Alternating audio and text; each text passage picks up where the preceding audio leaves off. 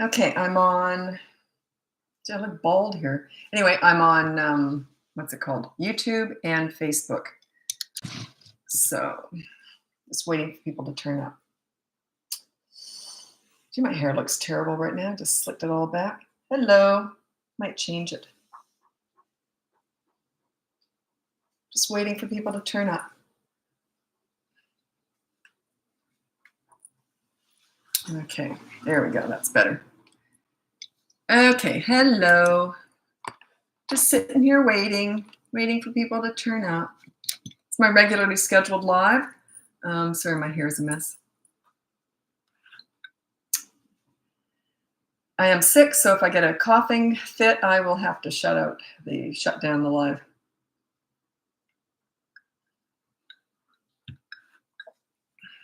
Okay, welcome to the live if you're new. Welcome back if you're not new. And you can actually start asking questions anytime.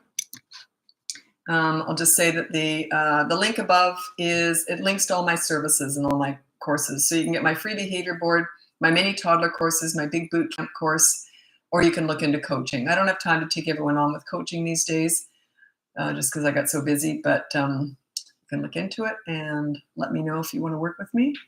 We'll go from there. So, okay. So you can start asking questions anytime. I'm on YouTube the whole time, and I'm going to go from Facebook to Instagram to TikTok. I just got a notice that my Amazon parcel is ready for collection. I use one of the lockers, and isn't that exciting when you get a parcel? I don't even care if it's toilet paper or anything. I just get so excited every time I get a parcel. It's like Christmas. Okay, so let's get going with your questions. I'll just sit here and wait for them. My voice is, I think I'm sick. I think I'm coming down with a cold. So my voice is a little bit dodgy. If I start losing my voice or whatever, I'll just have to shut down the live.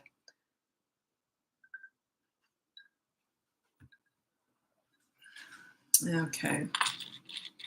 Is anyone here new? Most people are regulars. All right, just let me know if you're new. I'm just curious. I've been doing these lives now I did them every day for about 2 years on TikTok. And that's where I started really with social media 2 years ago. And I don't do them as much. I just got busier. You're new. Hi, Tammy.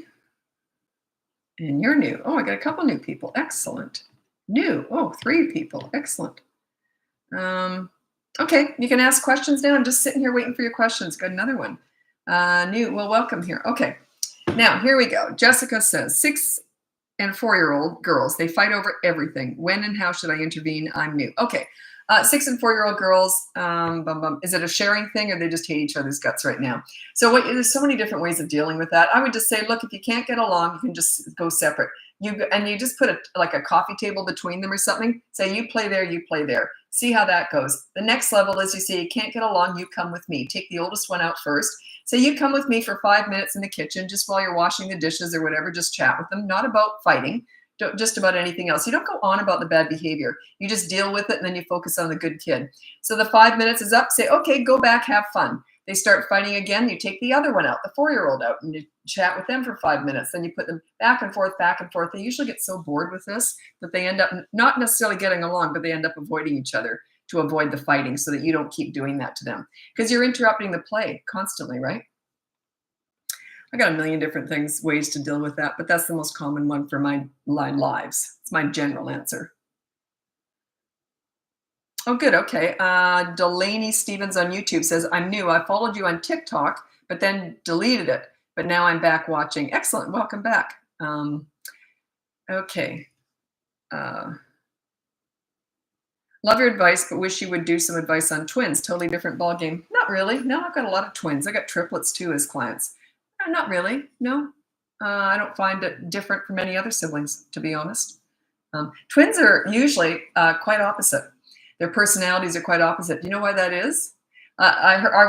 This made perfect sense to me years ago because I always said that twins often develop very different personalities.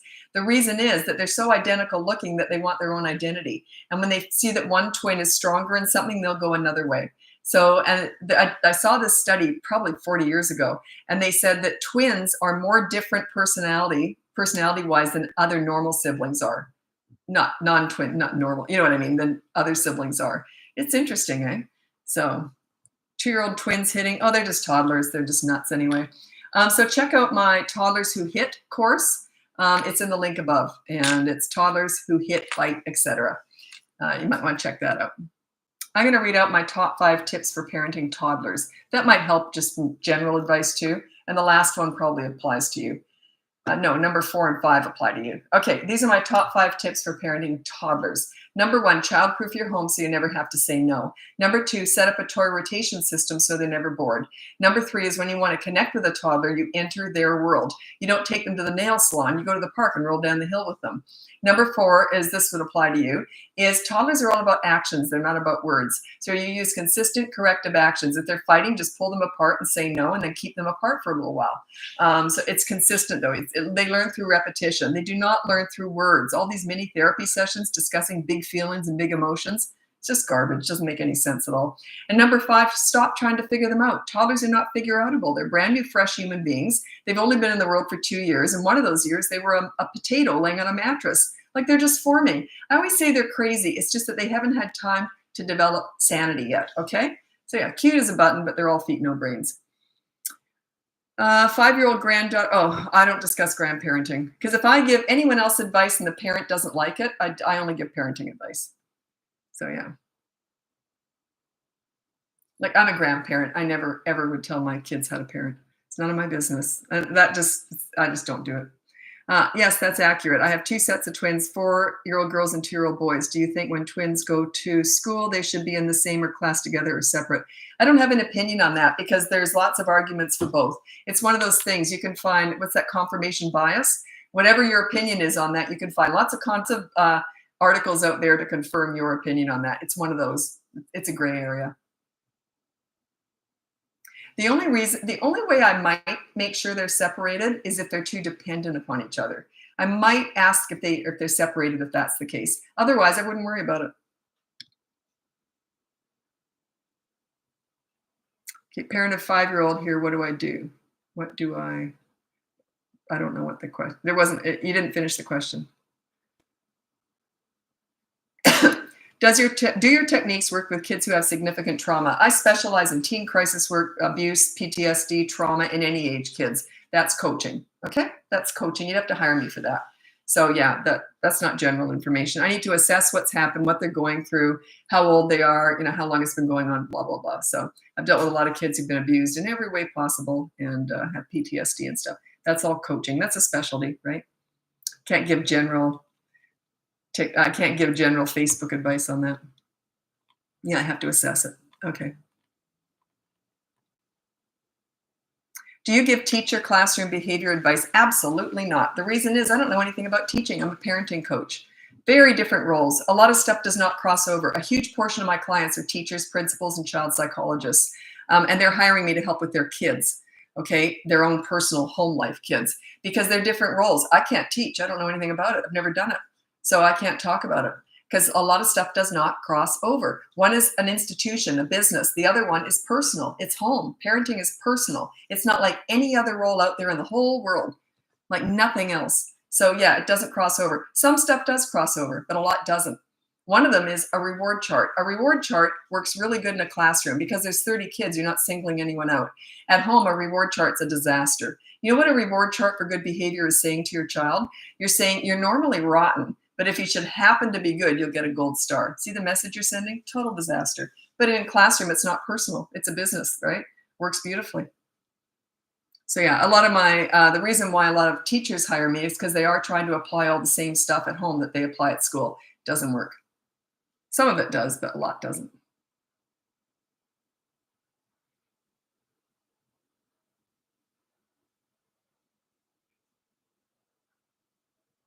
Yeah, you're asking for help when you're babysitting someone else's kid. I don't give that advice. I just don't. I only give parenting advice. I'm very strict with that. I stay in my lane. Or you have to have full custody.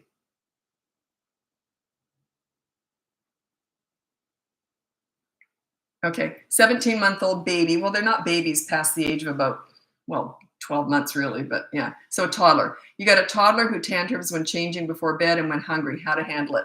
Yeah, don't worry about it. Just make sure that they get dressed anyway. They can't eat when they're having a tantrum, so just ignore them while they're having a tantrum. And then when they're stopped having a tantrum, then you can feed them. So you ignore the crazy and reward the calm.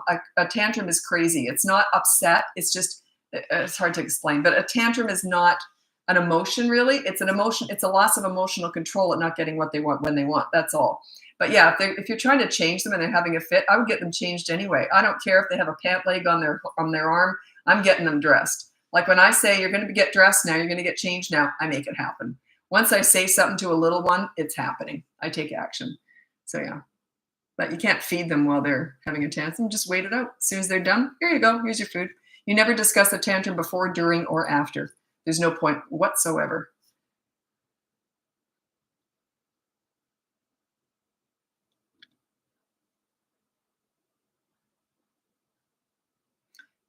Okay, my sons are 10 and 9. One's defined and working on my control, and he respects me and listens to me. Makes it okay. Well, I'm going to skip all that. And then you said, is it too late for him, your husband, with my kids being the ages they are? So in other words, they're only 10 and, was it 10 and 9 or 10 and 11? 10 and 9 years old. Is it too late? I specialize in teenagers. So no, 10 and 9 is not too late at all. Teenagers are different. The reason is you're at the height of your leadership power between the ages of 3 and 12 years old. 13 and above, they're becoming more their own leaders. You're becoming less important, especially in their social life. The way that it's just different. So, excuse me, I'm sick. Anyway, but yeah, it's not too late at all. You're at the height of your leadership skills. Check out my boot camp course. That might be a good fit for you. It's 5 weeks, all about you and your leadership. Goes from 3 to 12 years old.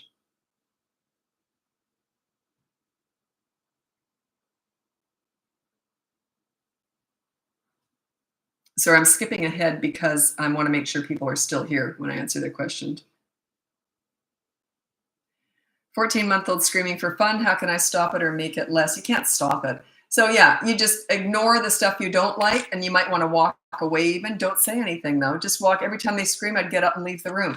And then when they're quiet, I'd go in and play with them. But if you're playing with them and they scream, then I'd say, ooh, no, and I'd get up and walk away. You don't go on about it though. You just go, ooh, just look like, ooh, and you get up and walk away. They won't learn the first 50 times. Might take 51 times. It's repetition, repetition, and they go through stage after stage after stage. They'll get bored with doing it after a while, especially if it doesn't work.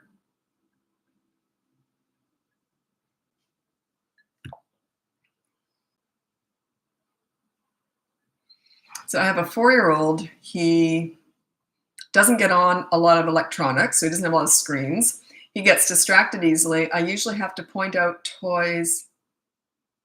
Oh, it's a long one. Point out toys when cleaning, first consequences, and keep him on track. Should he do it himself, or is it okay to do that? I've been struggling to find another second consequence since he doesn't do electronics. Do you have, okay. No, I don't do it quite like that. So what you're saying is you want him to put away his toys? Is that what you want? So you put on the behavior board. The behavior board is completely free. It's above in the link. And you put 10 toys away within 10 minutes of being asked to do so. Keep it very clear, concise, just like that. So you say, okay, so in 10 minutes, I want you to put away 10 toys. I'll be counting. And that starts now. You're just a timekeeper and a counter. You're just counting. He may get up and walk, leave the room. Don't worry about it. You're still just looking at the time. Okay, 10 minutes is up. So let's go to the board now. Oh, media blackout 24 hours, okay? You said that he doesn't have electronics. There must be something that he does and likes every single day, but you never take away love, like you don't take away reading in bed kind of stuff, that, reading to him in bed at night. So there must be something that he plays with and or enjoys every single day. You say, okay, so today we're not going to da-da-da-da-da, whatever it is that he likes. If he won't do that, 10 toys away within 10 minutes. So that would be his rule, that when you say, there's so many different examples of stuff. I don't know your situation. I could go in a million different ways with most stuff. Not everything, but lots of stuff. That's one of them. Lots of different ways of doing that. Teenagers, sweet. What's your favorite advice to dealing with teen attitude? You don't deal with teen attitude at all. There's no point.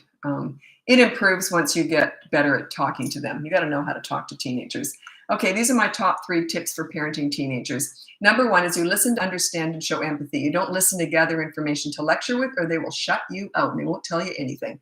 Okay, if they want your advice, they'll ask for it. They already know it anyway. Number 2, negotiate pretty much everything. It's not a blanket statement, but it's something like this. Hey, I want your dirty clothes in the hamper from now on. What do you want from me?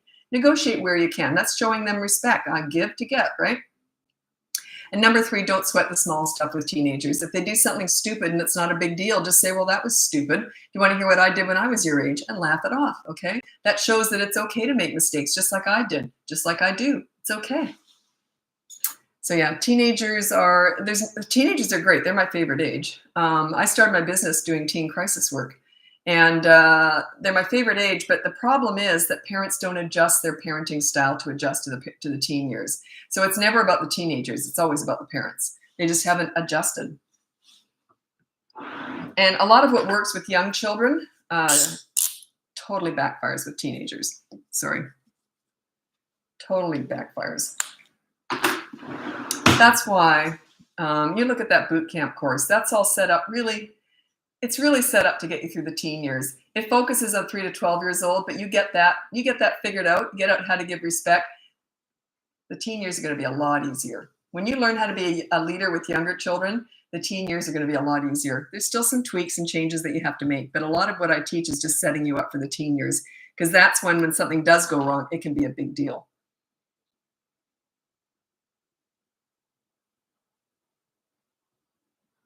Homeschool children 3, 7, 8 together all day. How do you help manage referee little arguments all day? They are social, and we do get out often. So they're always arguing. I'd need a specific example. And what are there usually kids argue when they feel there's injustices being done.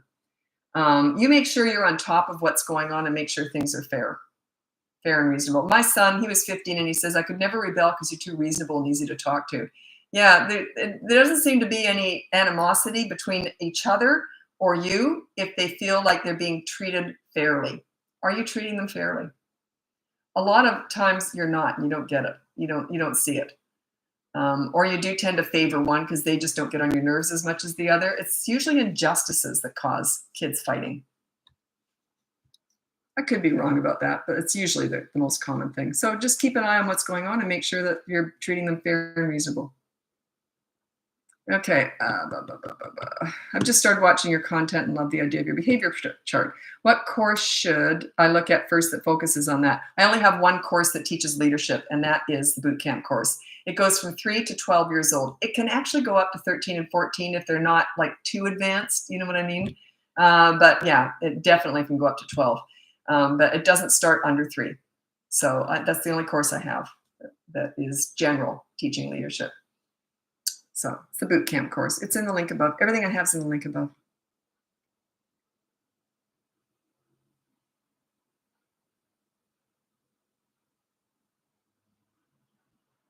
My 2-year-old won't stop throwing water out of the tub. I'm not sure how to address this. So, well, you can address this. You can either put them in the shower. You say no throwing water out, and put them in the shower, or just wash them up quickly. Say no throwing water. If you throw water, you get out of the tub. The second they throw water, pull them out of the tub, get them dried off. They'll have an absolute fit. And that's the lesson. Behind every fit, scene, tantrum, and meltdown is a lesson. Okay, they're not going to learn the first time, though, because they're only 2. But you've got to be willing to go through those scenes, because parents will say, well, I don't want to do that. They'll have a tantrum. And I'm like, yeah, that's how they're learning. That is the transition. You have to be willing to go through the storm to get to the rainbow. Everyone wants that rainbow. Well, I don't want to go through the storm. There is no rainbow without a storm. You're taking charge. They are in charge. All of a sudden, you're taking charge. They're going to have a fit. And that's okay. That's part of this. Allow them to process not getting what they want, when they want, and how they want it all the time. Okay? That's important. The earlier they learn this, the better. Behavior chart. What do you do when they continue the behavior? Okay, there's lots of different answers to this. Let's say they hit their little brother. Okay, and you say no hitting. Let's go to the behavior board. It says no hitting. Your consequence is your little brother gets to play with your favorite toy for 15 minutes. Okay? Then an hour later, he hits again. Okay, we're going to do that again. The third time, I'd say, I'll tell you what. That's the third time you've hit him. So we're going to go straight to media blackout now. Do you understand? And go straight to media blackout. You don't keep doing the same thing over and over again. And then you'll see, if you've looked at the behavior board, you'll understand what I mean by this. And the behavior board's completely free. And then throughout the next 24 hours, when he's got media blackout, he keeps hitting. You try to stop that, obviously, but if you can't, you say that's why you've got media blackout. So he'll see it as a bit of a free pass to keep hitting for those 24 hours. But he's still learning a lesson because he's got no media. He's got no screens. So yeah, you can't double it though. You don't. Very rarely will I double media blackout, and it's very rare. And they have to be 9 and over. And there's a very specific reason why I would do it. It's maybe once or twice a year I'll do it. I'll recommend it. It's that rare. Because then you got 48 whole hours, you got nothing else you can do, right? You don't want to go there.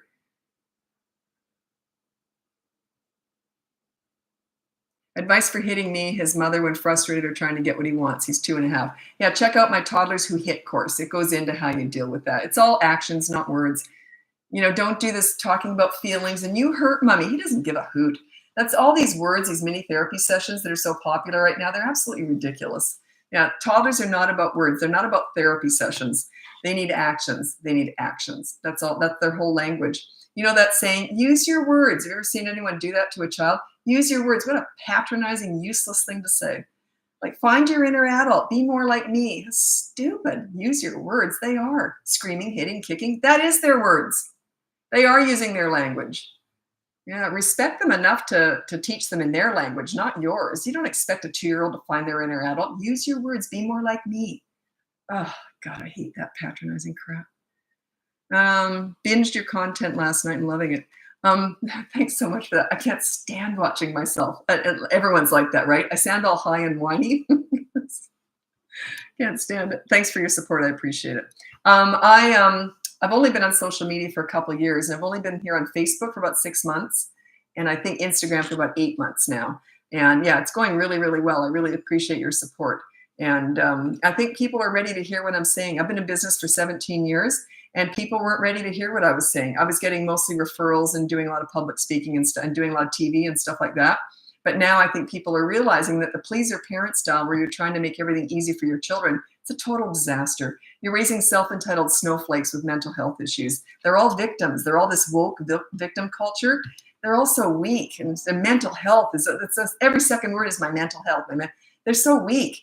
That's what you're doing when you're raising these self-entitled little snowflakes. You're not doing them any favor. It's a disaster. Teach them how to be strong, how to think for themselves, problem solvers. Yeah.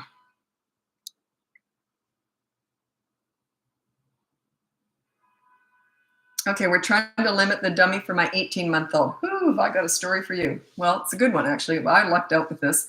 My son was 18 months old, and I decided to take the dummy away from him. The only reason I let him have it that long, I would have taken it away sooner, actually. But we lived in Australia, and we were going to fly to Canada to see my family, and he was going to be 18 months old. And I thought, there's no way I'm going to take an 18-month-old who's dependent on a dummy. I'm not going to take that dummy away for that 24-hour trip. It was 24 hours. He didn't sleep for the whole 24 hours, by the way. He was good. He had the dummy, and I gave him whatever he wanted when we were flying. You bet. So anyway, when we got home, it was the day after we got home. I had jet lag. He had jet lag, and he had the dummy in his face. As always, he always had that thing in his mouth. And so I said to him, okay, you're a big boy now. You don't need any dummies. And I gave him a new sippy. You always replace a dummy with something else. I gave him these new sippy cups with the straw. I can't remember. Anyway, I said, now you've got this and no more dummies. Help mommy. And we put all the dummies in a bag. And then I carried him and he carried the dummies. And I said, okay, bye-bye dummies. You're a big boy now, and throw them in the bin. And he did. So I thought, why did I do this? I've got jet lag. Why did I do that? Anyway, so I thought I was going to be in for, because he had tantrums. They either do or they don't. He had them. My daughter didn't. I've never had one. So anyway, I thought, I'm just going to be in for it. He never asked for the dummy once all day. I was in a state of shock. Every time he'd go like this, he'd go to look over at me, and I'd look away really fast. I thought, I'm not getting eye contact when he's thinking about the dummy. Anyway, and then he'd pick up the sippy cup and drink out of that. But yeah, it worked beautifully. He never asked for it. Well, not once. That was just luck, though. But you don't wean them off of that. You do it right away, but you try and replace it with something else, okay?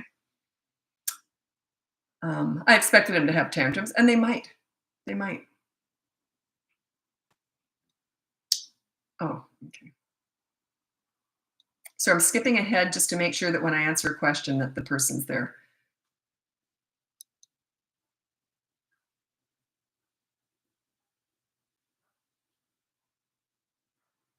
Oh yeah.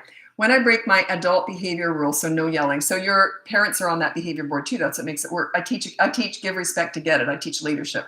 So leaders are accountable. You're not a dictator. You're not an authority style parent at all. It's not like my way, the highway. Anyway, what this parent's asking is, when we're going out the door and I break my rule, I yell at the kids. Do I have to do my consequence right away? No, you defer it. You say, okay, I yelled. When we get home, I'll do my consequence. So you do it when you can, but you point it out right away. So you address the behavior right away, but then you can defer the punishment or the consequence.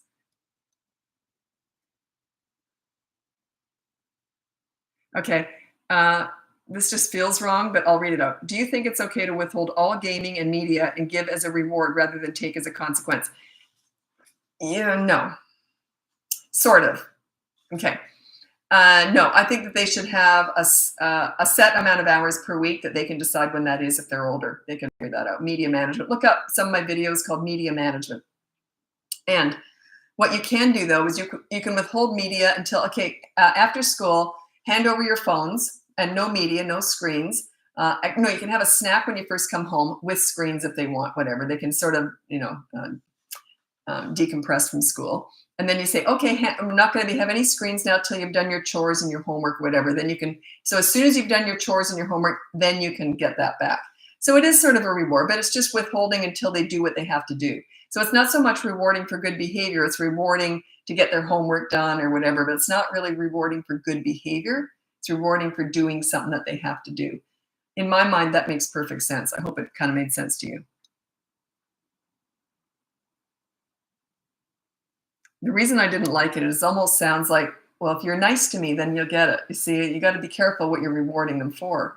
If you're yeah. I want to go off on a spiel about that, but I don't want to.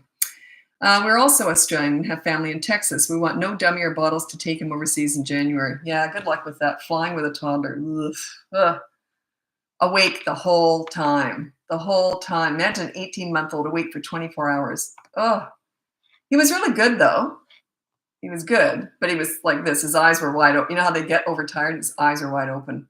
And then he crashed hard when we hit Canada. But anyway, yeah, I don't know what to tell you. I have no tips at all.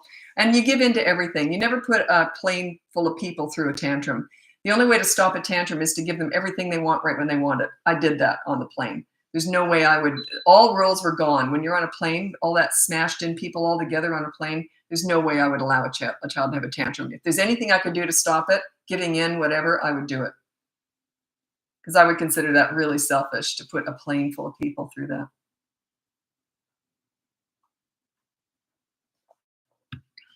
I remember once I was on a plane and this kid kept sticking his hand through and grabbing my hair. And the parents say, do you mind? It's the only thing that makes them happy. I did mind. I didn't want this grubby little hand grabbing my hair every 2 seconds.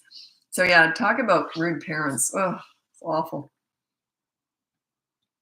I did say I don't really want that. So, okay. Is there any good books for becoming a parenting leader? I'm the only one that teaches this because this is all my own made up method. So, and I've never read a book on parenting or kids or anything because I've only learned through experience. So I can't recommend any books. No one else teaches this, and I've never written a book. So I do have a course though called Boot Camp Course. You can check that out. It's in the link above. When I start ignoring the behavior, my son starts fawning and climbing up on me. If they had a tantrum and you're ignoring the tantrum, you just peel them off you like they're not even there. I need a hug. That's not a love hug. That's a, I want what I want right now. It's a way of pulling you in. So yeah, I would just peel them off me and continue to ignore them. And he's saying, I'm sorry a million times. It's just, yeah, anything to try and drag you in. Sorry, I love you. You hate me. I'm awful. I'm bad. They'll say anything to pull you into that tantrum. They want to pull you into that energy. They want you reacting to them. When they're having a tantrum, you do not react. You do not react to them when they're naughty, right? Yeah. You want them to meet you where you are. As soon as they're calmed down, then you say, do you want to read a book? You see? And don't go overboard with the hugs. Once they've calmed down, oh, good boy. Oh, that was a good tantrum. Just say, yeah, you're fine. You'll be fine. So yeah, don't give any attention or any energy to that tantrum. Where you put your energy, where you put your focus is what grows. Any attention with a tantrum is fertilizing it. It'll grow. I was just arguing with one of my clients a while ago. And they said, if my child asks for a hug, I'm going to give it to them. And I said, do you want a refund? Like, no way. Child's having a tantrum. Oh, I need a hug. They don't need a hug. They're just trying to pull you in. Trying to pull you in. They didn't need a hug 5 minutes ago before they were having the tantrum. Now all of a sudden they need a hug. Yeah. It's funny. Anyway, they agreed with me. It took a bit. The reason they agreed with me is what they were doing wasn't working. And I said, well, how's it going with that method? Oh, it's not working. That's why we hired you. Well, then try my method, right?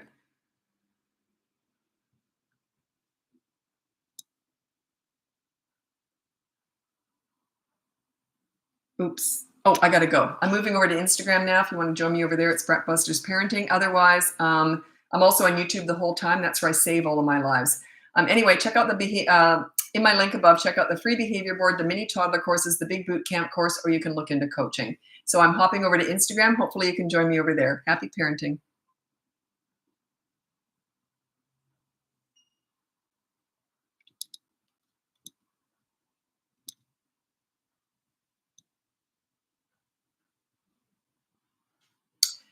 There we go.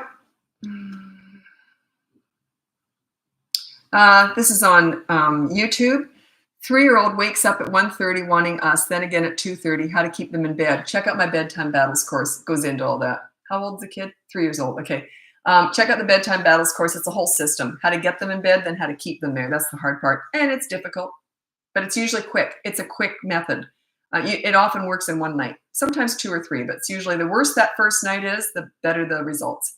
So check out the bedtime battles course. That was for someone on YouTube.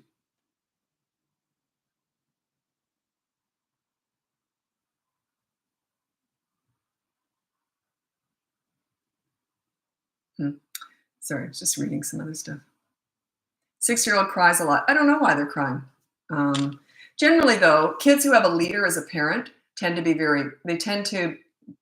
regulated. They tend to be self-disciplining. They tend to have high self-esteem. Leadership makes children feel safe, and they kind of know what's going on. It's like when they go to school, they understand the bell rings to go in. They understand recess. They just tend to follow along because they feel taken care of. Children need a leader. They need, crave, and want leadership. So children who cry a lot sort of says they're crying out for leadership. They feel weak. They feel like they're not taken care of. That's sort of, I'm just guessing that could be it. Children without a leader, think about it this way. If you're not a leader at home for your children, you're sending them out in the world very vulnerable. They're going to be very susceptible to peer pressure, bullying, the drug dealer on the corner, the internet, the Kardashians. You get the idea? They're going to go searching out leadership elsewhere because they need it. They crave it. Okay.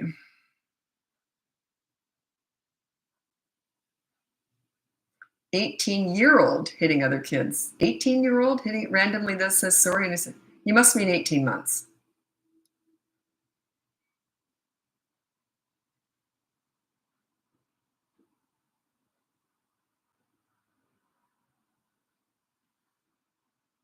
When do you know if you're not a leader? What age can you tell? Usually by about, I would say, 1 to 1.5.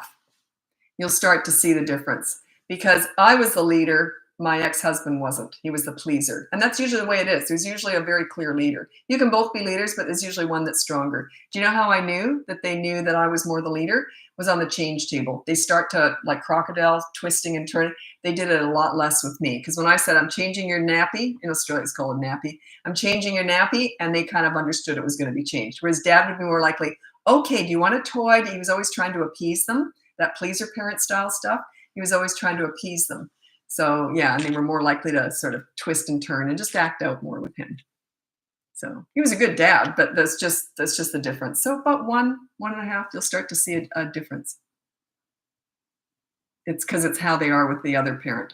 They're kind of out of control till they're about 3 in a lot of ways, but they do start to, you'll see it long before that, you'll see it.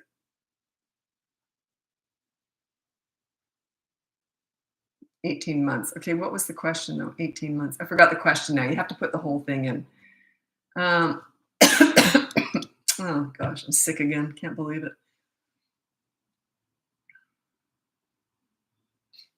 Okay, this is kind of, I don't quite know what's going on here, but I'm going to guess. Twin 5-year-olds wrestle a lot. I understand boys will be boys. No, that's not true. And have, like, that's sort of a saying, like boys are going to be rough. No, my son was a very gentle little boy, so they're not, a lot of girls are boys, you know what I mean? So no, that's an old-fashioned saying. And have lots of energy. Yeah, my son was quite not a high energy kid, and he was gentle. So how do I draw boundaries? When is it too much? The thing is, they don't understand boundaries. You're either allowed to wrestle or you're not. That's it. A lot of parents like to wrestle with their kids, especially dads. And I say, well, how do they know when it's not okay to wrestle? Like if you're wrestling with them sometimes, then they get out of control. That's on you.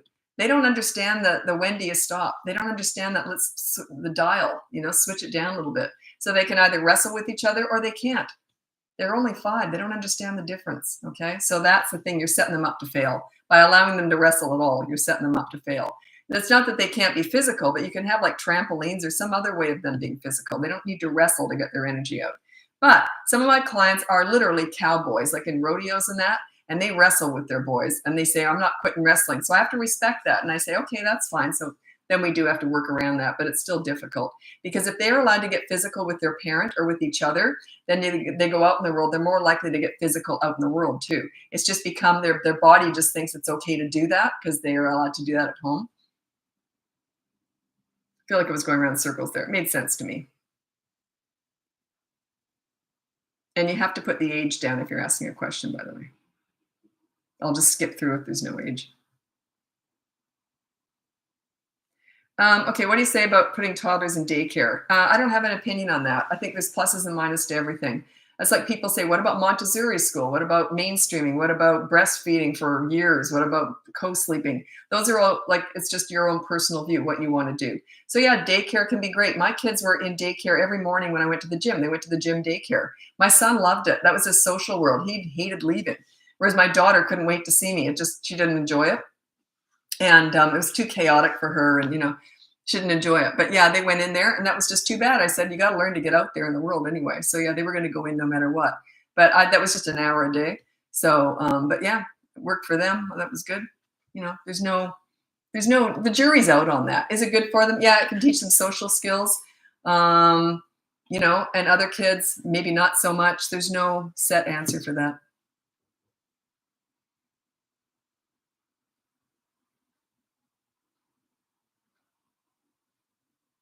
So I'm skipping ahead to make sure that people are still here when I answer their questions.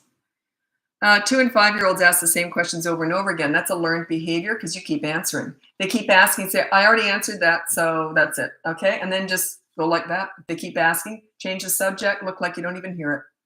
It's just once you've said, no, I've already answered that, then they kind of manipulating you there.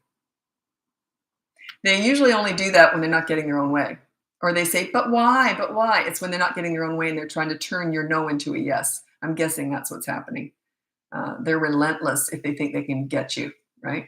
My kids wouldn't have done that because I would have looked at them like they were nuts. Once I said no, it meant no. So they learned that from a really young age.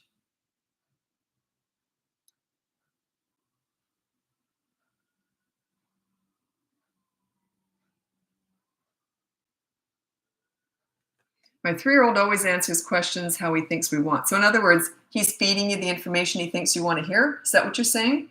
I don't know what kind of parent you are. That's a parent. Everything's parenting. I would be interested to find out what kind of parent you are. That comes from you. He feels he can't tell you the truth because he fears judgment or criticism, potentially. Is it your way or the highway? Yeah, I don't know. Could be a lot of different reasons for that. Like if you don't get an answer that you like, how do you react? With disapproval, disappointment? How can I manage a tantrum when we're out eating? 22 months old. Okay, well, you got to be the same rules everywhere. What do you like? What do they like at home when they're eating? If they're wild and crazy and getting out of their seats at home, why would they be any different in a restaurant? And plus, if a child's causing a commotion in a restaurant, I pack it up, get doggy bags, and out we go. There's no way I would put other people through that. So yeah, I would get out of there. But yeah, make sure whatever happens at home usually happens when you're out. So I never said to my kids, you be on your best behavior because we're going out to a nice restaurant. They were good at home, so that they were good when we went out too. So yeah, often parents expect different behavior when you go out, and it makes no sense at all.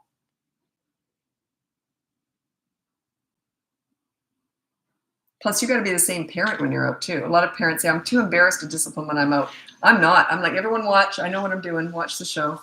So yeah, I have no problem disciplining.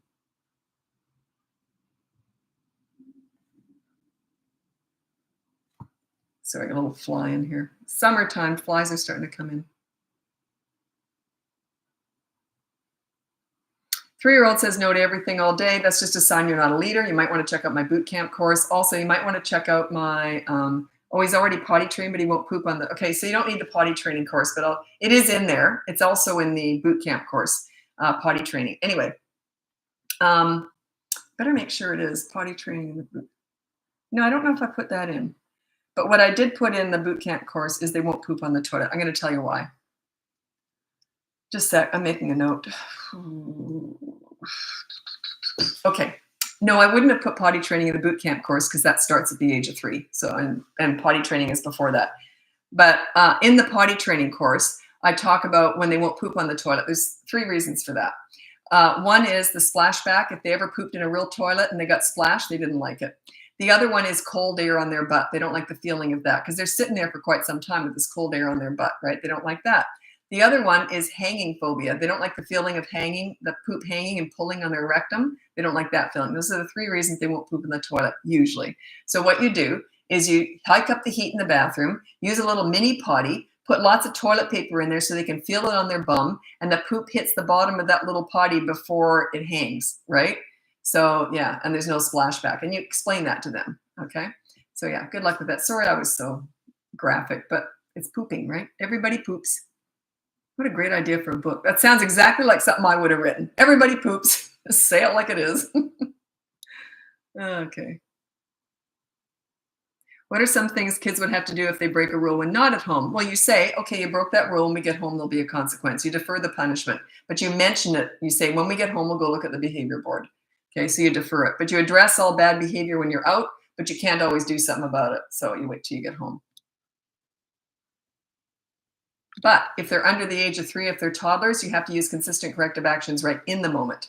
So you say no, and you just remove some fun from them or remove them from the fun.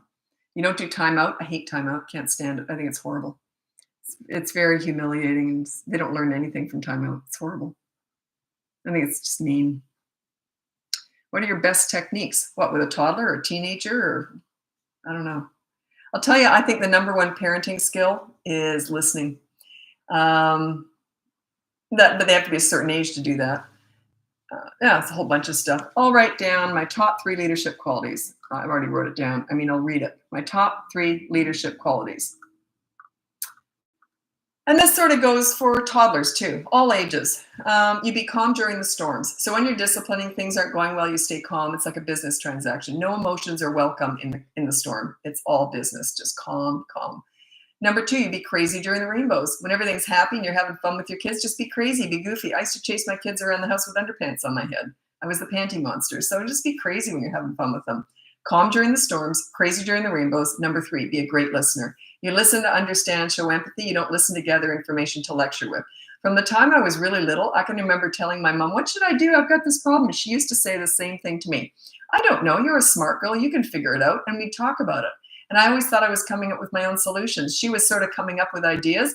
Well, I don't know. What I might have tried was this. And so I always thought I was coming up with my own solutions. But she always encouraged me to try and problem solve on my own.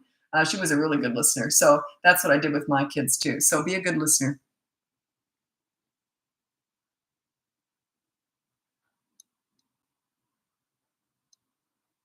I passed the question, but someone said 7.5-year-old meltdown. If they're still having meltdowns at 7.5 years old, they usually stop by 3.5, maybe 4 at the latest. Meltdown, fits, scenes, tantrums, all that stuff. It says you're not a leader. Children who have leaders past the age of about 4, they don't have scenes or anything. It just doesn't happen because they only do what works. It means they're still working. You're feeding those somehow. You just are. It must work. That's the only reason they do it. Past the age of 3 years and 9 months old, around 4, they only do what works. So they're still having meltdowns at 7. That means you must be feeding it somehow. Check out my boot camp course. That might be a good. It teaches you how to be a leader.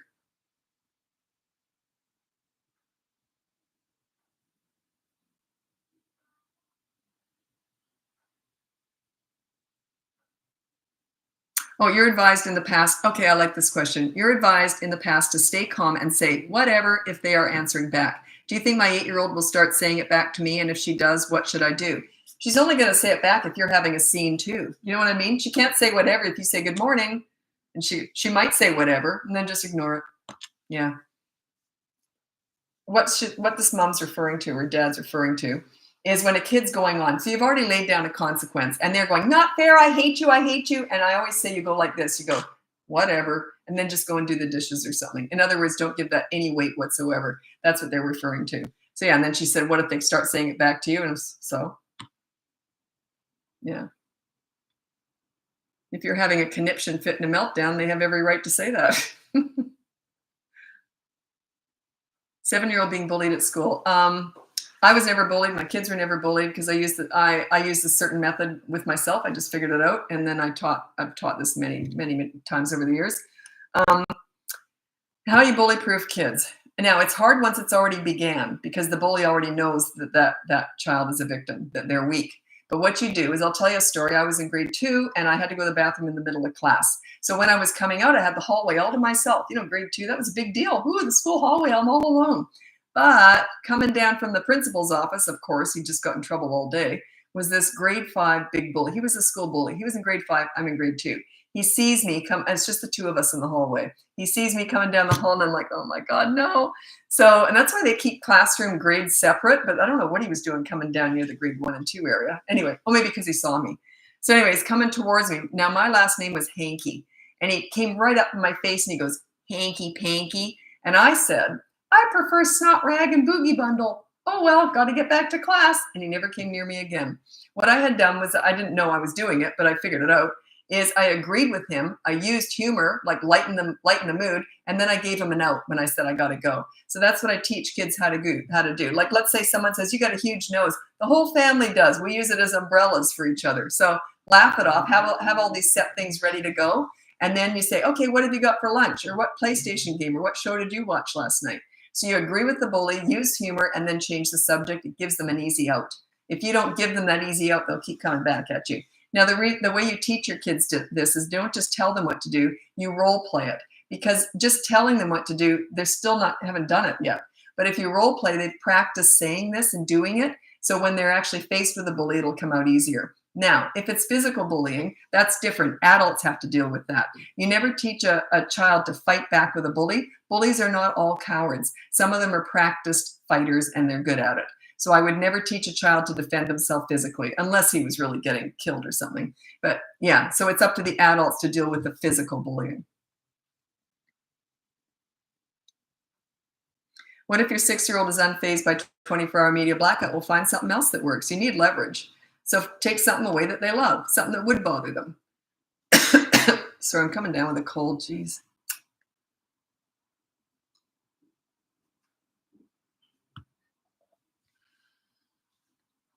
Because those are just examples. Media blackout is just an example. You can use anything. You're just taking something fun away that they do every single day that would bother them. Sometimes you have to invent leverage. That behavior board, that free behavior board, it's just a basic thing. It doesn't teach you everything, obviously. The course, it's pretty intensive. It's a 5-week course, the boot camp course, and then coaching is just next level. Because that's personal one-on-one with me, right?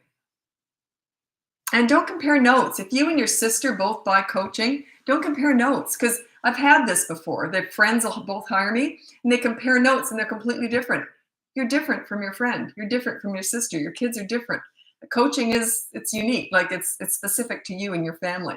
But yeah, I always say that. If they say, oh, I hired you because my sister's, don't compare notes. A lot of stuff is different with each family.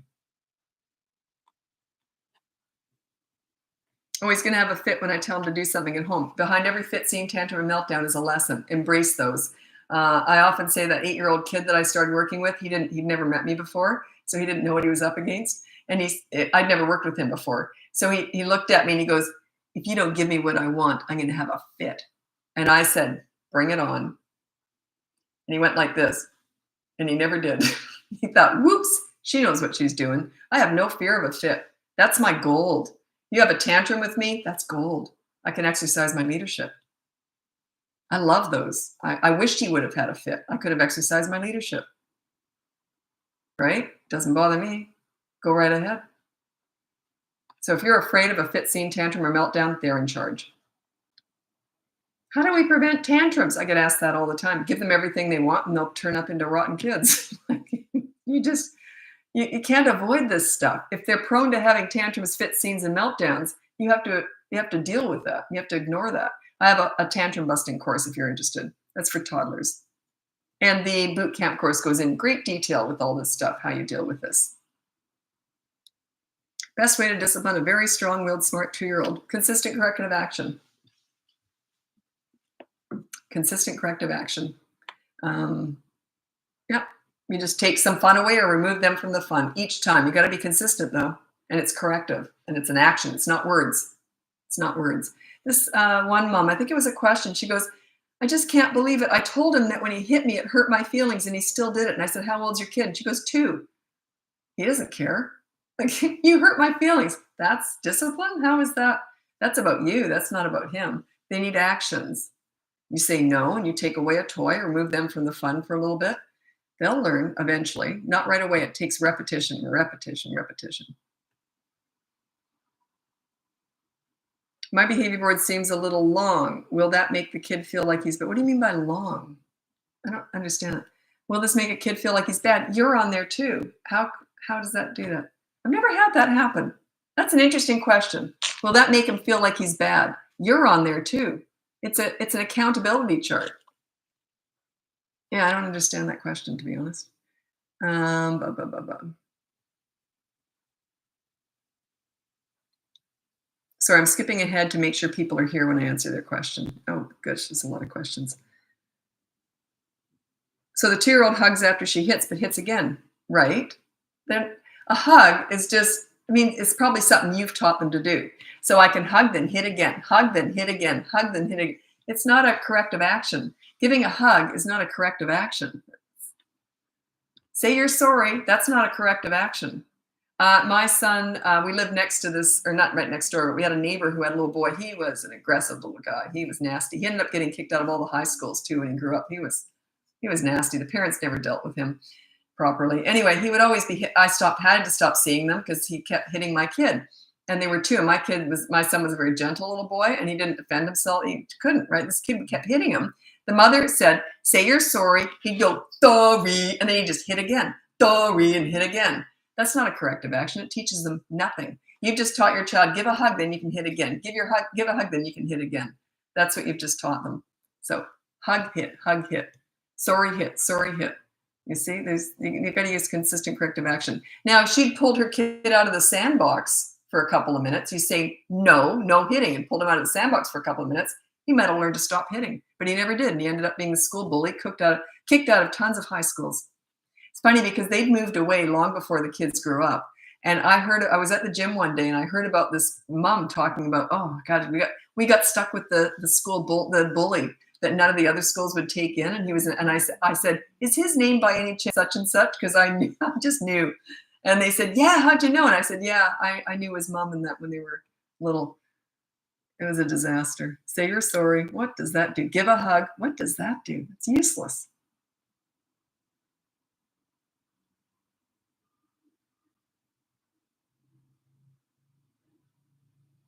Okay. Son is 8 years old, very picky eater. He would rather just accept the media blackout than try his food and just doesn't want to eat at all. For most of the meals we make, what else can I use as leverage? I don't discipline with food. Like when it comes to food. Do you have, now you say he doesn't care about eating at all, but does he eat junk? Like I don't really buy that. Most kids don't live unless they eat. So he must eat something. And, now I'm not a nutritionist or a doctor, so I can't really talk about this from a, professional base, but I will tell you what I did with my kids. I made I hate cooking, by the way, but I'm a real health food nut. So I made everything from scratch, bread, everything. And I snuck in healthy stuff in everything I made. And also we had no junk food in the house at all. Like there was no ice cream or potato chips in our house. It was very rare that we'd bring it in for a special treat once in a blue moon, but it was very rare. So yeah, they knew that if they didn't eat healthy food, there was no junk waiting for them. So, and my son, the first time he ever had pizza out in the world, he said, Mommy, the sauce was really weird. It was red because then my sauce was brown because I had pureed spinach into it. So yeah, just sneak in healthy stuff where you can. And I don't buy that he doesn't eat because he must eat something, but he's probably snacking and eating junk, right? What's a corrective action for biting if I notice a bite mark later? There's nothing you can do with a little one if you don't catch them doing it. Nothing. Yeah. They live in the moment. They're present. It's right now, right here, right now. And it's an action. You got to be fast. And if you want to train them out of something, you got to be diligent with it. Just figure this week, all I'm going to do is focus on stopping this kid from biting and just focus on it. And once you've sort of trained them out of it, then they'll try it again later on. There's 4 things that kids are either born to do or they're never going to do. They're born with this, it's in their DNA. One is tantrums. Another one is hitting or any aggression, biting, hitting. They're either going to do it or they're never going to do it. Another one is climbing, and another one is running, like running away from you. Those last two, they have no fear. They just take off, they climb, whatever. They often go together, but not always. Those are 4 things they're either born to do and they're going to do them, or they're never going to do them. My daughter did none of them. My son just did tantrums. I never did any. So, and some kids do all 4. And one of the moms once said, my kid does 8. So it doesn't mean anything when they grow up. It's just annoying when they're a toddler, okay? So don't think, oh, my kid's a disaster, he does all 4. No, it doesn't mean anything. It just means that you got more work ahead of you, that's all. It's not your fault they do it, but it is your responsibility to train them out of it, okay?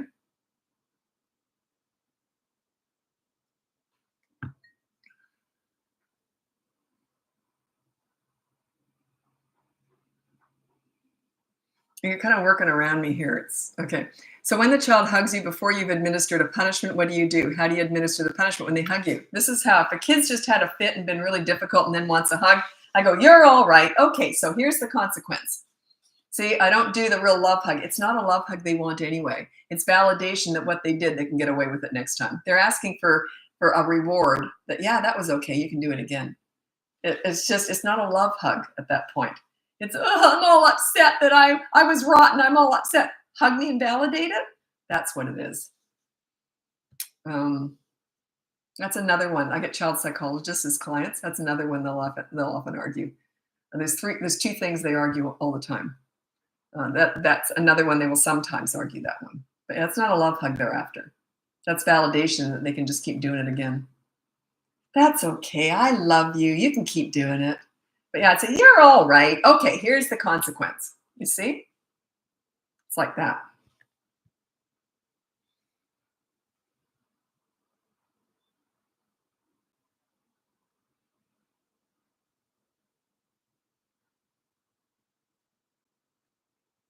Yes, he eats, but I mean, he gives us a hassle for every meal, and sometimes won't eat dinners. Look at the boot camp course, because that says to me he doesn't respect you. That's what that says. You need to work on your leadership skills. Remember, everyone wants to fix kids. They're not broken. They're just reflecting your parenting. So work on your leadership skills, and that kind of scene, it just doesn't happen. When you're a leader, they'd be embarrassed to act like that in front of a leader because they want to please you. You're at the height of your leadership skills when they're 3 to 12 years old. All their behavior is a direct result of your parenting or lack of, okay? So work on yourself, your leadership skills. That boot camp course, 5 weeks, it's all focused on you and your leadership. I start you slow, step by step. Yeah. And plus I did a group coaching session. I went through all 5 weeks with group coaching, and that's all on there now too. So you can see other parents asking all the same questions that you have. And yeah, it went really well. I loved it. I won't be doing that again, by the way. That was just a one-off because I wanted to get feedback. That course is not quite a year old yet. I wanted the feedback, and also I wanted to be able to put those group coaching sessions on the course. So you can see other parents going through the same stuff you're going through. You're not alone. Very, very unusual for me to find someone, to get a client that's unique, that I go, whoa, never heard that before. In 17 years, I've only had one family where I've never seen it before. It's a very unusual thing that's going on, and I've never seen it before or since. And that was about, I don't know, a few years ago now. I don't know. But yeah, almost everything I hear is all the same stuff, rinse and repeat, rinse and repeat.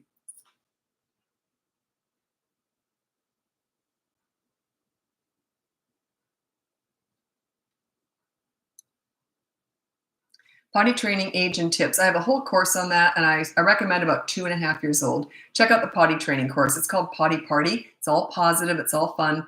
I trained my son. Now, I was already kind of a leader, so it went smoother with me. But it's a really good way to exercise your leadership and learn more leadership skills too, because it's all positive. I trained my son in 1 day. No pull-ups, no night diapers. 1 day he was completely trained at 2.5.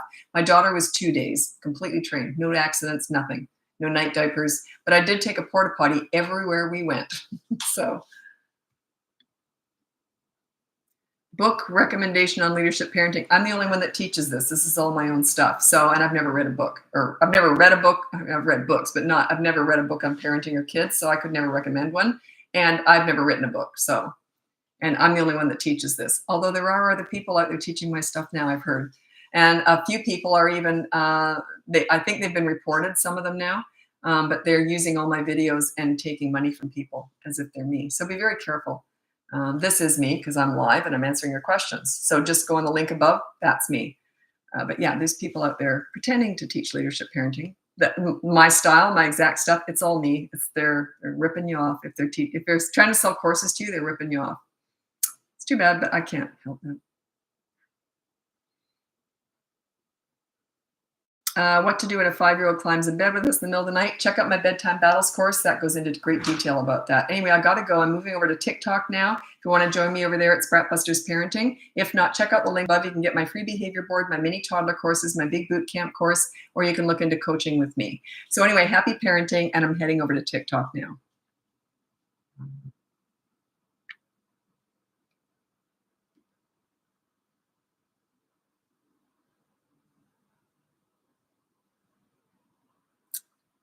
I'm on TikTok. There we go.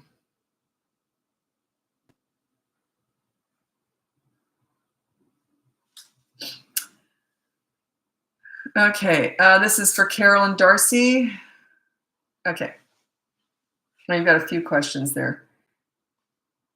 Whenever I say I'll take away, he says, good, take it away. You're going to have to invent leverage then. Say, okay, we were going to go out for ice cream tonight, but because you did that, now we're not going. You were never going to go out for ice cream, but you say that. It's called inventing leverage. I don't like using that, but sometimes you have to, right? And also, he might care. He's just saying that, like, you can't get to me. It still might bother him. You have to decide whether or not it really does. And he's just using that false bravado, right? And I don't care. And he probably does. Sorry, I got a cold. Sorry. And if he's running away, consequence for running away, put him on a harness before you go out. And when he runs, clip him in and say, you do not run away from me. And keep him clipped in for the rest of that outing. Yes, there's going to be a scene, but there's also going to be a big lesson for him in that, okay? That's a safety issue. There's no way I'd allow kids to run away from me, because what if you're in traffic and they get hit by a bus, right? You buckle them into a car seat. You got to buckle them into a leash if they're runners and there's buses around. It's about safety.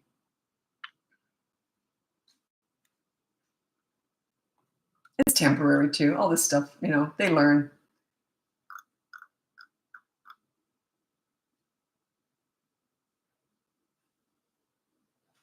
I'm going to tell you this cute story. Everyone asks me about discipline, but really discipline is a very tiny part of what I teach. It's more about connecting with your kids. You want to have fun with your kids. You want to be friends with them. Discipline, we just deal with bad behavior, then we focus on the good kid. You're always trying to connect with them, have fun with them, be a friend to your kids. You want to be friends with them, but you're always parent number one. I always defaulted to mom, but I was always buddies and friends and goofy with my kids. But if they needed a mom, I defaulted to that like that, and they knew it. Okay. This is really cute. One of my clients was telling me this really cute story. She has a 3-year-old and a little 15-month-old. So her 3-year-old boy was hitting, his little sister would hit him. He was a hitter, so we taught him not to hit, okay? And now his little sister started hitting him, and he normally would have hit her back. You know what he did? She hit him. She's 15 months old. He's 3 years old. She hit him, and the behavior boards only starts at 3. She hit him. He took her, he didn't hit her back. He took her hand, took her over to the board, and he goes, see, no hitting. He was trying to teach his little sister not to hit by using the behavior board. Is that the cutest thing? Oh, I love my job.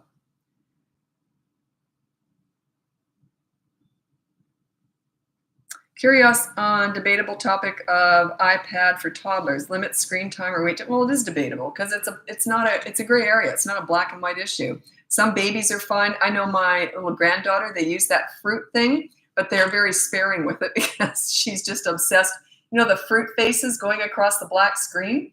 It's the weirdest thing. It's got like 56 billion views or something. It's huge. And she's just 4 months old. And they use it very sparingly, but they use it then. If you got to go to the bathroom, you got to put something on if you got a fussy baby, right? So yeah, and there is no, there is no law on when to start and how long. Everyone wants like a formula. There is no formula for that. Nobody knows. They might say they know, but they're full of it. Because how do they know? How do they know 50 years from now, was that good or wasn't it? Like, you're investing in tomorrow, basically, right? So how do you know if it's going to be good or bad? And every kid's different. Some kids might get addicted to it. Other kids might not care.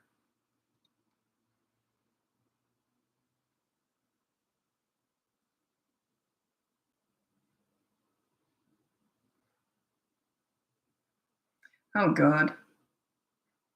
I'm flying. Oh, sorry about this. Oh God. Yeah, I already answered you by saying that. I'm flying overseas alone with my 3-year-old sized 18-month-old lap baby tomorrow, plus any of them. No, no advice whatsoever. I flew with an 18-month-old. Give them whatever they want for the whole flight. They will learn once they get off that plane, they're not going to get everything they want. They're old enough to understand that, or it doesn't matter. They'll understand it. On that plane, give them whatever they want. Do not put other passengers through that or yourself. Give in to anything. That's my advice. All rules out the window.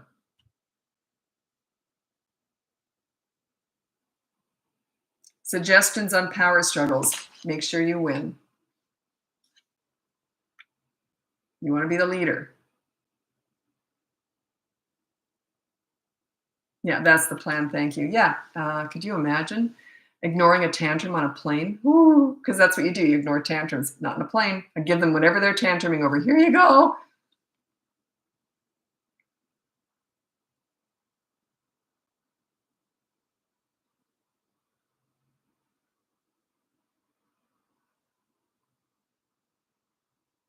So reassuring when you suggest things I do. Great. Okay. I'm not always so confident, but I love your input. Yeah. And I'm not going to resonate with everybody. I've got my own style. I know it works because I've been doing it for 52 years. I started volunteering in daycare centers when I was 11 years old.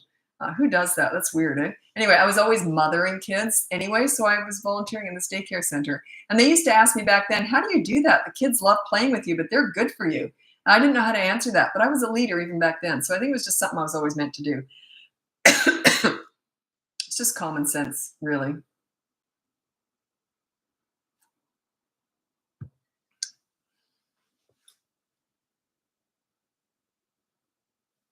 How to deal with a 6-year-old with a very negative self-image. Well, I don't know where that comes from. That's an interesting thing to say, a very negative self-image for a 6-year-old.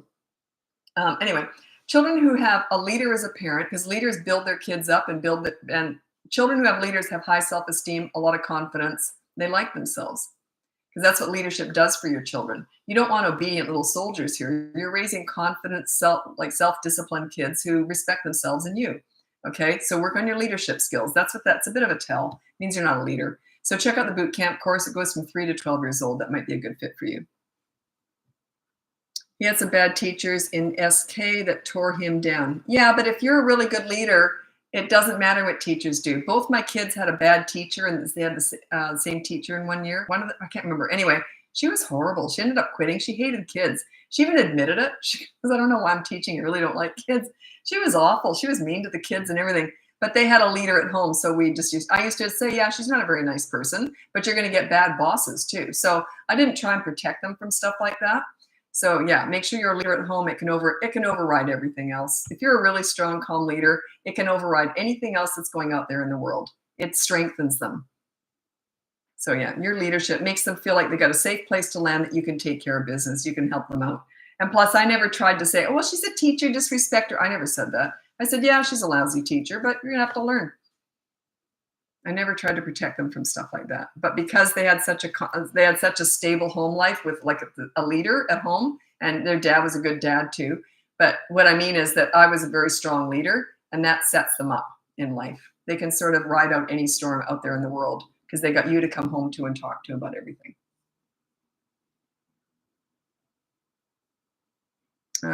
Better yet, books I can ready to be a better leader. I don't know anything about. I've never read a book on kids or parenting, and I have never written one. And I teach from my own experience. So I teach leadership parenting, but I invented it. So if anyone else out there is teaching it, they've either also invented it or they're copying my methods, which I know a lot of people are. A lot of people are getting ripped off by people who are using my videos, my name, everything. Isn't that awful? Yeah. I got a big following online now, and that happens. You can't stop that, right?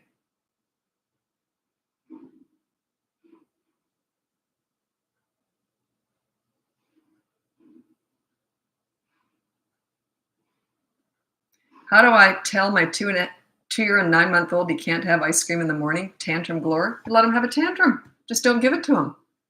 You don't tell him he can't have it. You just say no, and then let him have a fit and a tantrum. Why? He must have had it in the past. And I never had junk food in the house. So if he knows it's there, yeah, I just let him have a tantrum. But are you inconsistent? Has he ever had it in the morning or, you know?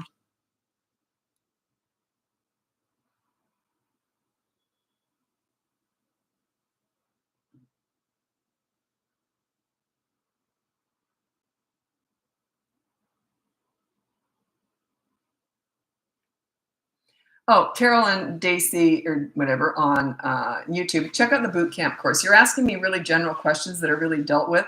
Also, or just the plain behavior board. That's completely free. That's in the description on YouTube, and it's on the link here in TikTok. And all my services and everything, it's all in the link. And yeah, he runs away when I tell him no. So, like, or consequence for running away and consequences for telling me no. There's no consequence for saying no. Yeah. Yeah. Anyway, check it out. Check out the boot camp course. You might want to go there.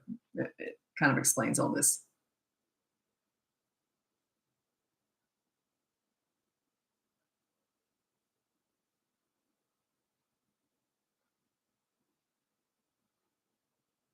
How to help a teen in a step-parent relationship, constant fighting, feel like I'm in the middle. I have no idea. You'd have to hire me. I'd have to assess the situation. You got a teenager there. I can't just give you a quick answer. There's not just, oh, here's what you do. I need to assess the situation, know how to move forward, and it takes time. It's a lot of work.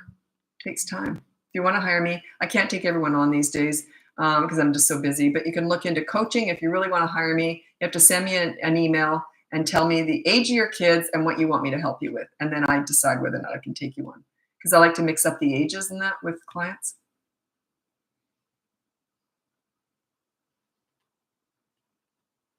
Okay, such a good question, and people don't ask me this anymore, but they used to. Doesn't playing with the kids as a punishment make the kids feel bad that they are the punishment? Okay, here's the thing. When you put down no yelling on the behavior board for you never put that for the kids because that's in the attitude department. You don't put no yelling for kids, but for parents, if you yell, you always start with no yelling.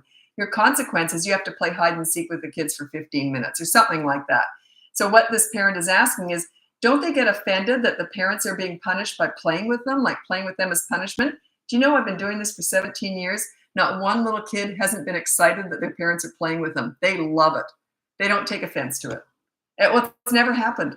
And now I had one client just recently, a couple of weeks ago, and we were talking about that. The parent asked about that. And the way they were explaining their little girl, I said, she might be the first one that asked that. I just got this funny feeling. I think I would have. I was very analytical as a child. And I think, and she never did though. She never did. She never said, oh, but you mean playing with me is a punishment for you? She never did. So they're usually thrilled that you're playing with them, right? So yeah, don't overthink that one. Just go with it. See what happens. If they do say that, then tell me about it.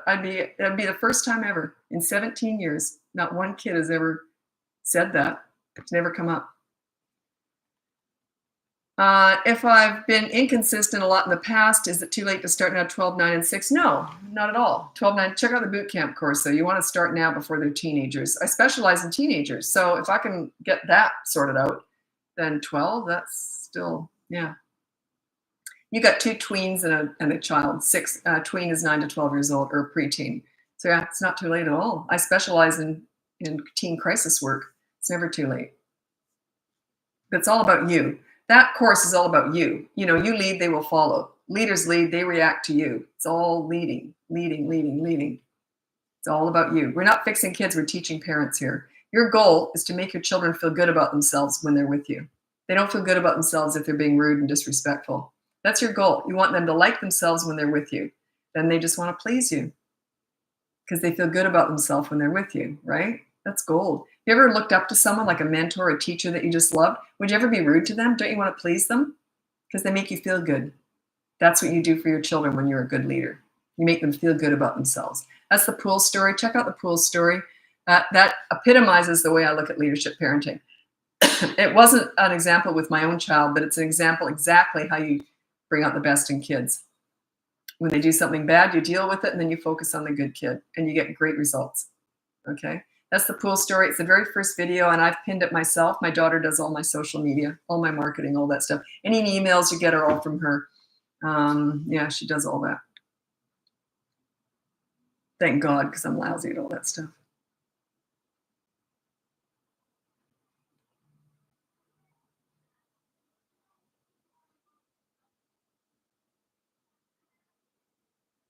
What about adult kids when they're out of line a bit? I don't deal with that. You're talking adult to adult relationships. The only time I ever deal with that is I'm not a marriage counselor, but a lot of it is marriage counseling. If you're having problems because of the kids and you hire me, we'll deal a lot with that. But yeah, I don't deal with adult. That's a therapist account. That's a different role. I'm a parenting coach. So when you're parenting children 18 and under, or even if they're 25 and they're still living at home and they're financially dependent upon you, then I could work with it. But even that, I like to cut it off at 18.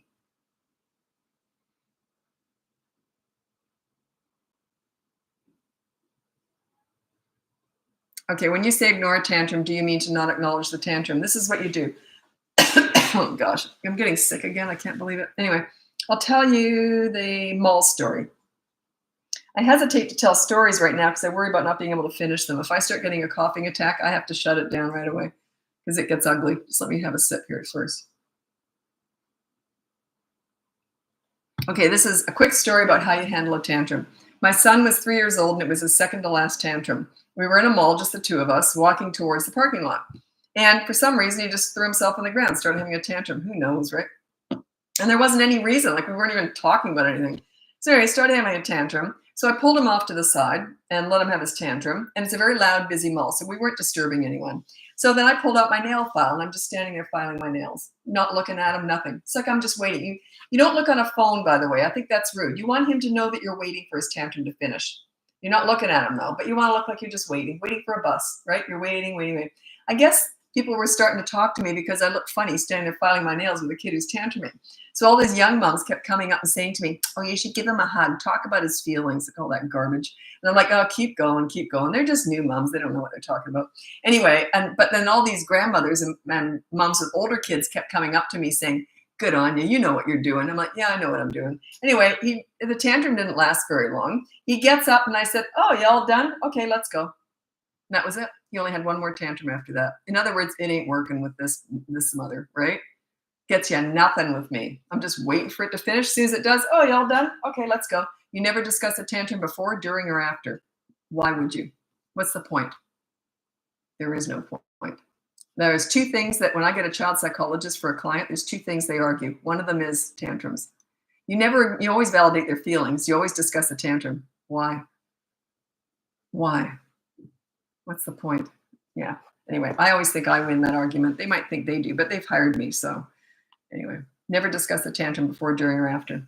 Don't give it any attention before, during, or after. No point whatsoever.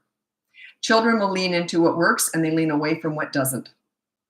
If tantrums never work, they will minimize in duration, length, and frequency and just disappear. Kids only do what works. Past the age of about 3 years and 9 months or 4 years old, they only do what works.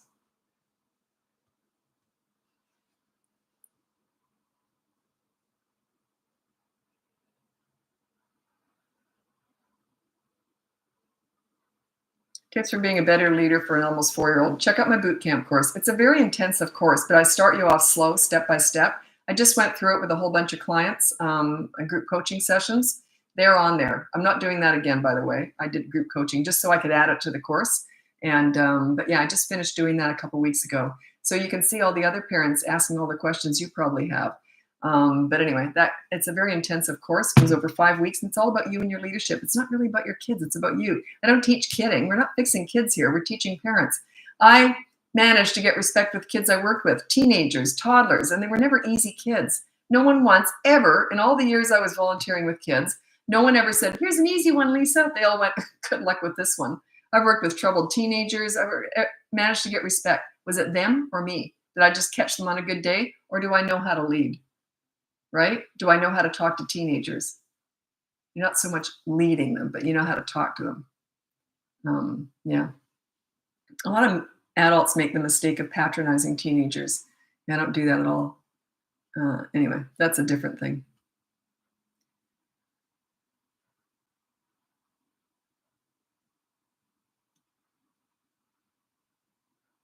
Two-year-old cries every time I leave the room. Why would you do anything about that? I don't understand. What do you mean? What's wrong with that? Let them cry. That's okay. I'm suggesting that it works, that you must go back in the room or talk to them. If they cry when I leave the room, I'm just doing my thing. And Why wouldn't they just get up and follow you anyway? I don't understand that one. What about a 16-year-old throwing a tantrum and breaking things help? You have to hire me for that. That's coaching. I can't. I don't know the history. I don't know what's going on. Yeah, you have to hire me for that. Look at coaching up above. If you look into it first, if you decide you want to hire me, you have to send me an email. Tell me the age of your kids and what challenges you're having. And then I'll decide if I can take you on. I can't take everyone on these days, but I like to mix up the ages and stuff I'm working with in coaching just for my own sake. So it just depends on who I just finished with. If I just finished with someone with a 16-year-old, I might take you on.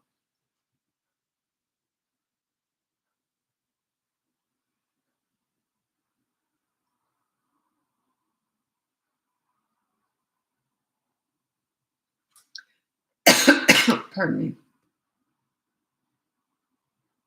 Just watch the pool story pinned. Yeah, the pool story is my favorite story. I actually have two stories that explain leadership parenting. That's my general one. I have a teenage one that I only tell in coaching.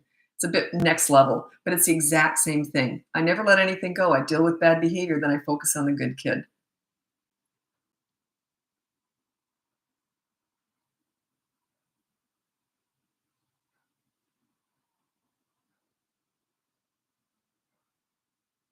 Okay, 3-year-old gets out a shopping cart. I've tried bringing him the fun bag, but he gets bored with it quickly. Yeah, the fact that he's 3 years old by now, my kids were walking beside the cart at 3, I'm pretty sure. Yeah, I think they were. But yeah, so if they can't be polite walking beside the cart, work on your leadership skills. Because if they don't respect you enough to just be polite and walk beside the cart and hang on, my kids knew they had to hang onto the cart and they couldn't go off. They couldn't let go of it, and they couldn't touch anything on a shelf. So they knew that. So work on your leadership skills and they'll respect you enough to follow the rules when you're out shopping. Okay. Everyone wants me to fix that one thing, but if you're not a leader, you can't fix it. You got to learn how to be a leader before you can fix anything, right? How can you fix anything as a non-leader? You can't. I work on your leadership skills and then they'll respect you and then they'll kind of do whatever you say because they want to please you. So yeah, he doesn't respect you. That's all. Work on your leadership skills and he will.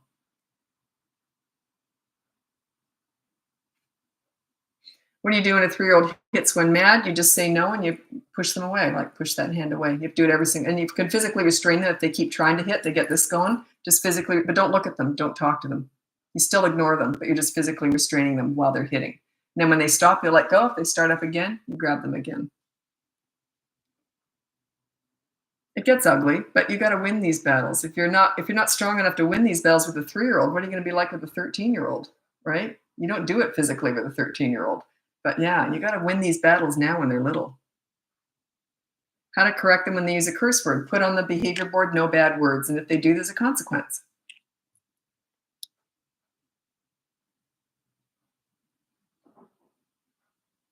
I just want to say, I mean, these lives are kind of led by you, by your questions, but really it's not what I'm all about at all. I'm all about connecting with kids and bonding with them and having fun with them. And then when you're really having fun with kids in that, it increases their self-esteem. They like themselves. They look up. They like themselves when they're with you. They want to please you. That's what this is all about. Parenting was the most fun I ever had. It was just a blast. I miss it. It was fun because I got all that pesky leadership stuff cemented when they were tiny. So I just sailed right through the teen years. So you want to set yourself up as a leader so you can actually just relax and enjoy your children. Discipline is a tiny, tiny part of parenting.